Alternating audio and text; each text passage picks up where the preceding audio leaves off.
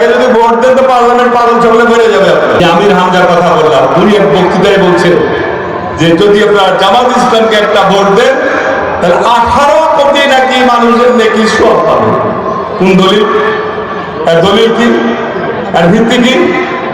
এগুলো পাগল ছাগলের বক্তব্য না। এর আগে যদি ভোট দেন তো পার্লামেন্ট পাগল চলে বেড়ে যাবে আপনার।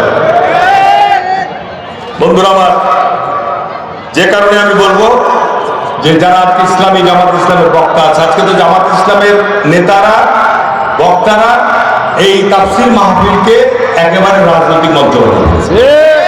ঠিক না বেঠিক বলছি? যে কারণে এখন তাফসীর মাহফিলে কিন্তু লোক সমাগম কম হচ্ছে। তাফসীর কোরআনের তাফসীর মাহফিল হবে একেবারে অ্যাবসলিউটলি কোরআন এবং হাদিসের আলোচনা আলোচনা। ঠিক না বেঠিক বলছি? এখন ওখানে যে যদি একে ভোট দিলে জান্নাত হবে, ওকে ভোট দিলে জান্নাত হবে, এসব কথা বলার কোনো সুযোগ নাই।